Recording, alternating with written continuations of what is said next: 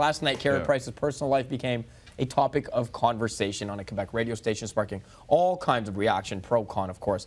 Is there a tougher market to play in than Montreal when your team is struggling? That market's insane. Yeah. When things are going well, that market's insane. But in an environment like the Habs are right now, where everyone's worried about Price and they're getting embarrassed on national TV on a Saturday night against their historically most hated rival, things come to the fore. And last night, Carey Price's personal life became fodder.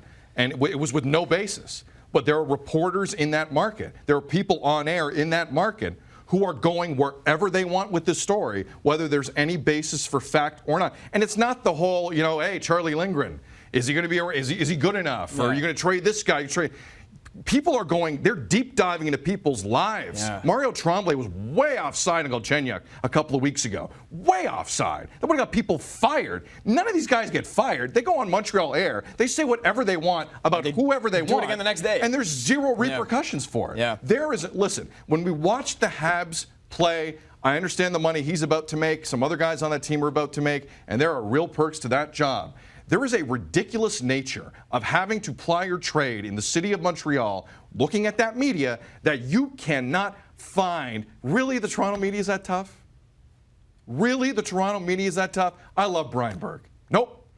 That's the toughest. Because that's nuts. Though, right? They cross lines all the time in that media. And nobody says anything about it. It's commonplace. Guys just like, Carey Price is like, if I'm Carey Price, I'm not doing another interview. I'm not talking, period, because, again, that stuff is so offline, and it bothers me. So one of the first things we learned in school when studying this is know your limits, know the line, and that crosses every single ethics standard that we had to study and learn and gauge for ourselves. And we would face consequences if we were to do so. Look, we go out in the city. Well, at least I go out in the city. I'm a young guy, and we see players, you see athletes, but it's not stuff that is worth talking. It's not worthy of being talked about. It's not deserving of being talked about because what they're doing outside the confines of their games in a respectful setting, that's up to them. That's completely up to them. And bringing someone's personal life into this on a rumor without any confirmation, without any fact behind it. The idiot in the interview, the idiot in the interview says during his interview, you know what? I've heard this. I'm not sure it's true. I don't believe it, but I'm just going to talk about this live on an FM radio station. It's insane.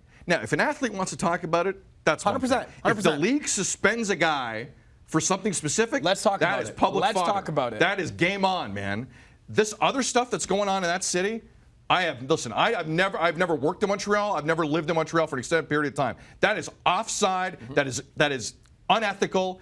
And if any athlete wanted to leave Montreal for that, I completely understand. 100%. And apparently, some of the media members wanted to talk to Carey Price today. Nope. No mas. I wouldn't do it either. He wanted nothing to do with this, and I don't blame. And it's not like the media in Montreal get a ton of access to these guys as it is. They need to be very careful there, because if I'm guys like Price and I hear that garbage, working my way back from an injury, I shut it down. You don't talk to me, I don't talk to you. Watch me on the ice. That's how you deal with that.